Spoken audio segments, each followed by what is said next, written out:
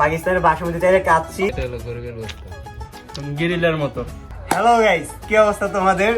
আজকে তোমাদের সাথে একটা আজের ব্লগ নিয়ে আসলাম। এই ব্লগটা মানে কেন করতেছি আর তোমরাও কেন দেখবে তোমরা কিছুই বুঝতেছো না। এখন রাত বাজে কয়টা? সময় 1:30। মানে সম্ভবত হাতে সময় নেই দেখে কিছু সমস্যা নাই। এখন আমরা স্পেশাল পার্টি আছে এখানে, আমাদের সাথে আছে মনে করো যে পাকিস্তানের বাসমতি চাইলে কাচ্ছি, এবং সেই সাথে আমাদের সাথে এখানে আছে কি 3 পিস গরুর বিচি, খাসির রোস্ট, এবং সেই সাথে এখানে আছে কি 1 পিস নান রুটি, আর নান রুটির সাথে দিছি কি 1 পিস গরুর চর্বির তেল। চলো তাহলে আমরা এখন সবাই ডাল খিচুড়ি খাইয়া দেখি কি মজা হয়। এই যে দেখতে পারতেছেন আমাদের সাথে 2 অসহায় ব্যক্তি বসে আছে। ওনারা এখন আমাদের খাবে ইন্ডিয়ার কি যেন কয় পাকিস্তানের বাসমতি চালের কাচ্চি। এই কাচ্চিটা তোমরা না খেলে বুঝবে ভাই কাচ্চির স্বাদ কেমন ভাই। অসাধারণ ভাই, অসাধারণ। আর এই যে দেখতেছে 1 পিস নান রুটি, এখন নান রুটির সাথে যে আমি বাসমতি চালের কাচ্চি মিক্স করব। তো শক্ত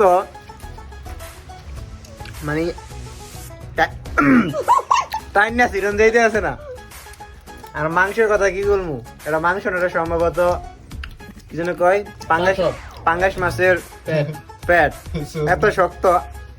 এখানে আমাদেরকে কি যেন দিয়ে দিয়েছে, দেশি যে মুরগি থাকে না, মুরগি সকালে ঘুম থেকে উঠে যায় এবং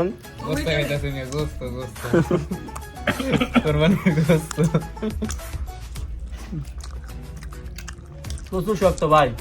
আমার মনে হয় দোকানদারও টাকা কম দিয়েছে। হ্যাঁ ভাই, এবার টাকা মাইরা দিলে কই, কয় টাকা মারলি গো? টাকা না মারলে এটা ঠিক আছে ভাই, নরম নরম আছে। এত শক্ত কেন? গ্রিল হতে হবে গ্রিলের মতো, রুটি হতে হবে রুটির মতো।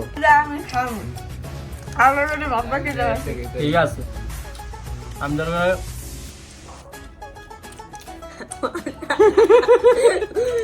এত শক্ত সাবানের লাগে ঝাঁকি ছুটে দিতে। আসলে এটা ছিল রুটিটা কি গরুর গোস্ত ছিল।